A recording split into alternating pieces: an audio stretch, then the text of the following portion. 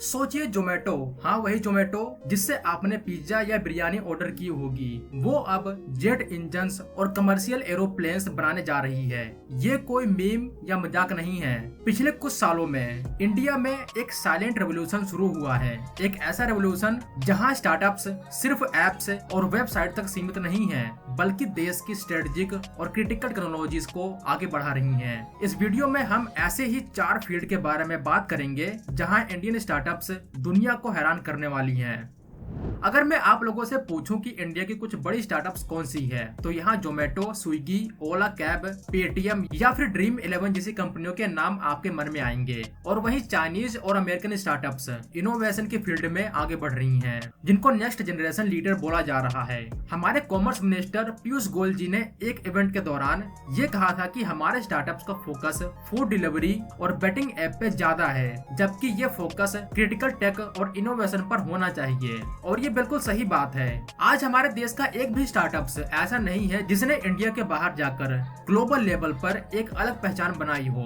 जब 2007-8, 2012-14 के बीच में इंडियन स्टार्टअप्स की शुरुआत हुई, तो इसको एक बड़ा स्टेप माना गया इंडिया के फ्यूचर के लिए। लेकिन इनमें से mostly e commerce, cab booking और फूड डिलीवरी स्टार्टअप्स ही थी जो अपने कदम मजबूत कर पाई, जैसे फ्लिपकार्ट, जोमेटो या ओला कैब। बट अब बात होती है इनोवेशन की, क्योंकि आज के टाइम में जिस कंट्री के पास हाई एंड टेक और इनोवेशन है, वही आने वाले दुनिया को लीड करेगा।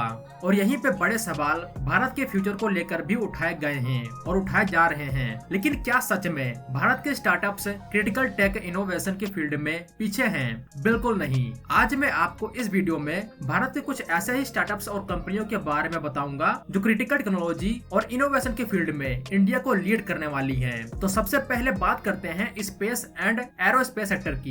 पहले के समय में स्पेस एक्सप्लोरेशन सिर्फ सरकारी एजेंसीज जैसे इसरो का डोमेन था, लेकिन आज प्राइवेट प्लेयर्स इस फील्ड में तेजी से आगे बढ़ रही हैं। वहीं एरोस्पेस में तो भारत की कोई भी सरकारी कंपनी भी नहीं थी। आप सभी को पता ही है, जोमेटो एक फूड डिलीवरी कंपनी है जिसने ब्लिंकिट और हाइपर प्योर जैसे नए वेंचर शुरू किए हैं, लेकिन उनका सबसे एम्बिशियस प्रोजेक्ट है एरोस्पेस सेक्टर में, जहां वो जेट इंजन्स और कमर्शियल एयरक्राफ्ट बनाने पर काम कर रहे हैं। इस प्रोजेक्ट की स्ट्रेटेजिक इंपॉर्टेंस बहुत ज्यादा है। पहले हमें डिफेंस और एविएशन सेक्टर के लिए इंपोर्ट्स पर डिपेंड रहना पड़ता था, जिससे न सिर्फ हमारा पैसा बाहर जाता था, बल्कि हमारी निर्भरता बोइंग और एयरबस जैसी फॉरेन कंपनियों पर रहती थी। जोमेटो के लिए ये वेंचर इंडिया को एरोस्पेस मैन्युफैक्चरिंग में सेल्फ रिलायंट बनाएगा और इंटरनेशनल मार्केट में भी कंपटीशन देगा। जेट इंजन बनाना और साथ में कमर्शियल एयरप्लेन बनाना एक कॉम्प्लेक्स टास्क है। अगर ये कॉम्प्लेक्स नहीं होता तो दुनिया में सिर्फ गिनी चुनी कंपनियां ही नहीं होती इस फील्ड में। इवन जोमेटो के लिए भी ये एक कॉम्प्लेक्स टास्क है, इसीलिए वो पहले छोटे लेवल पर शुरुआत करेंगे। जोमेटो का कहना है कि ये लोग पहले इंडिया के लिए छोटे एयरक्राफ्ट बनाएंगे, जिसका मार्केट आने वाले टाइम में बढ़ने ही वाला है। जब इसमें कामयाबी मिलेगी इस कंपनी को, तो ये फिर बड़े एयरक्राफ्ट की ओर बढ़ेंगे, जहाँ पे इनका सीधा कंपटीशन होगा बोइंग और एयरबस जैसी कंपनियों से। ना एरोप्लेन बनाना एक बड़ी डील तो है, लेकिन उससे भी बड़ी डील है एक जेट इंजन बनाना। जेट इंजन बनाना एरोप्लेन बनाने से भी ज्यादा कॉम्प्लेक्स टास्क है। अगर ये इतना कॉम्प्लेक्स नहीं होता तो भारत अपने फाइटर जेट के लिए जेट इंजन बना चुका होता। इसके लिए हमें फ्रांस के साथ कोलैबोरेशन करने की जरूरत नहीं पड़ती। इस फील्ड में जोमेटो छोटे इंजन से शुरुआत करेगा। तो ओवरऑल देखे तो ये एक यूनिक केस है इंडिया के लिए, क्योंकि अभी तक कोई भी प्राइवेट कंपनी इस फील्ड में सीधे तौर पर नहीं आई है। कुछ कंपनियां हैं वो सिर्फ इनके कंपोनेंट्स बनाती हैं, लेकिन पूरा का पूरा जेट इंजन बनाना, एरोप्लेन बनाना बड़ी बात है। इस काम के लिए इन्होंने एक अलग से कंपनी बनाई है जिसका नाम है LAT यानी लैट एरोस्पेस। तो अब वेट है उस दिन का जब इनका पहला जेट उड़ान भरेगा। स्काई रूट एरोस्पेस ये एक हैदराबाद बेस्ड स्टार्टअप है जो low cost satellite launch vehicle बना रही है। इन्होंने इंडिया का पहला privately developed rocket Vikram S successfully launch किया।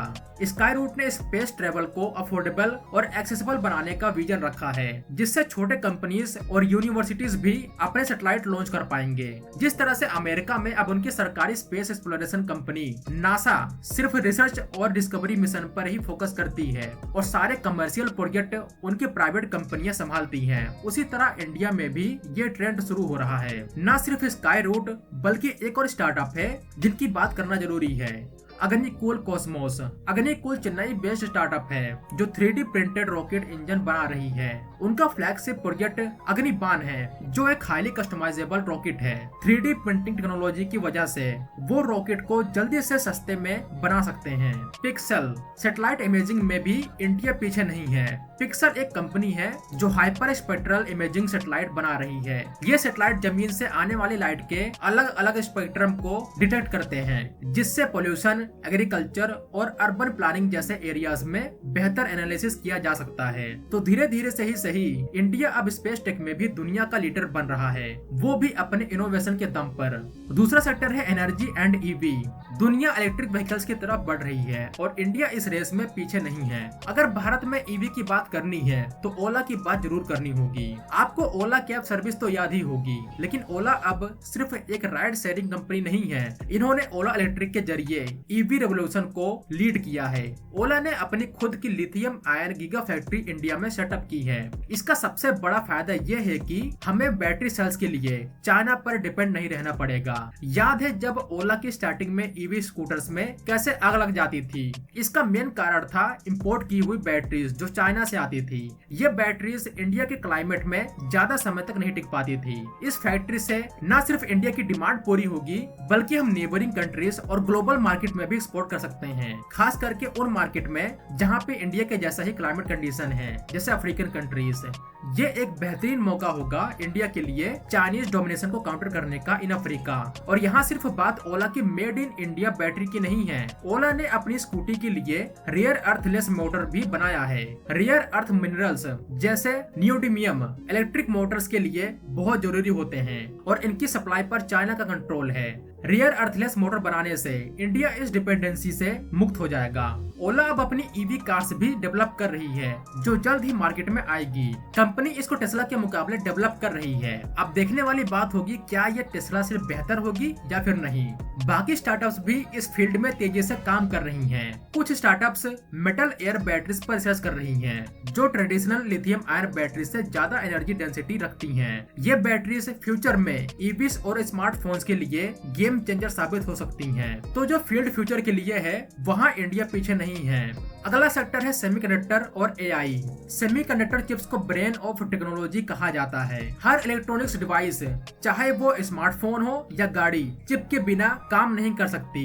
ये एक फ्यूचर टेक है जिसमें इंडिया आगे बढ़ रहा है धीरे धीरे। जैसे माइंड ग्रोव टेक्नोलॉजीज, ये एक फैबलेस सेमीकंडक्टर स्टार्टअप है जो made in India micro processors और चिप्स डिजाइन कर रहे हैं। इनका focus high security IoT device पर है, जैसे स्मार्ट मीटर्स और CCTV कैमरास। पिछले साल ही इन्होंने इंडिया का पहला indigenous system on chip SOS secure IoT chip launch किया। इसी तरह का एक और स्टार्टअप है इनकोर सेमीकंडक्टर्स। इनकोर IIT मद्रास के प्रोफेसर्स और रिसर्चर्स द्वारा setup RISC-V based processor design करता है। RISC-V एक ओपन सोर्स आर्किटेक्चर है जिससे हमें फॉरेन IP पर डिपेंड नहीं होना पड़ेगा। इन्होंने शक्ति प्रोसेसर प्रोजेक्ट को आगे बढ़ाया है जिसका टारगेट स्मार्टफोन्स और हाई परफॉर्मेंस कंप्यूटिंग डिवाइस है। L&T सेमीकंडक्टर टेक्नोलॉजीज, भारत की सबसे बड़ी इंजीनियरिंग कंपनी L&T भी सेमीकंडक्टर की फील्ड में एंट्री ले चुकी है। इन्होंने फैबलेस डिजाइन और मैन्युफैक्चरिंग सर्विसेज पर फोकस किया है जिससे ये ग्लोबल क्लाइंट्स को सर्व कर सकते हैं। ये तीनों ही कंपनियां फैबलेस सेक्टर में अपने कदम रख रही हैं। लेकिन फैब की बात करें तो इसमें सबसे बड़ा नाम आता है टाटा ग्रुप का। टाटा ग्रुप ने भी सेमीकंडक्टर मैन्युफैक्चरिंग और पैकेजिंग में बहुत बड़ा इन्वेस्टमेंट किया है। टाटा इलेक्ट्रॉनिक्स और Taiwan power chip semiconductor manufacturing Corp PSMC के जॉइंट वेंचर से गुजरात में एक मेगा फैब प्लांट बन रहा है। अब जो हमारी निर्भरता चाइना पर थी वो खत्म हो जाएगी। तो देखा आपने, इंडियन स्टार्टअप्स सिर्फ फूड डिलीवरी और कैब तक सीमित नहीं हैं। वो space rockets, jet engine, EV batteries और सेमीकंडक्टर चिप्स बना रही हैं। ये स्टार्टअप्स न सिर्फ बिजनेस कर रही हैं, बल्कि देश की स्ट्रेटेजिक और इकोनॉमिक फ्यूचर को सेप दे रही हैं। ये सारे वेंचर्स इस बात का सबूत है कि इंडिया में टैलेंट और इनोवेशन की कोई कमी नहीं है, बस जरूरत है सही इकोसिस्टम की। जब तक इंडियन गवर्नमेंट ने सेमीकंडक्टर के फील्ड में एक बड़ा इंसेंटिव लॉन्च नहीं किया था, था, तब तक कोई भी इंडिया में इस फील्ड में इन्वेस्ट करने को तैयार नहीं था। जैसे ही गवर्नमेंट ने सपोर्ट का ऐलान किया, धीरे धीरे कई सारी कंपनियां इस फील्ड में आ चुकी हैं, वो चाहे स्टार्टअप्स हो या फिर बड़ी कंपनियां। आने वाले सालों में हम और भी रेवोल्यूशनरी स्टार्टअप्स देखेंगे जो दुनिया को दिखाएंगे कि इंडिया सिर्फ एक मार्केट नहीं बल्कि एक टेक्नोलॉजी पावर हाउस है, और यही टेक सेक्टर आने वाले टाइम में इंडिया की ग्रोथ स्टोरी लिखेंगे। तो होप करता हूँ कि आपको ये वीडियो इन्फॉर्मेटिव लगी हो। मिलते हैं एक नई वीडियो में, तब तक के लिए जय हिंद दोस्तों।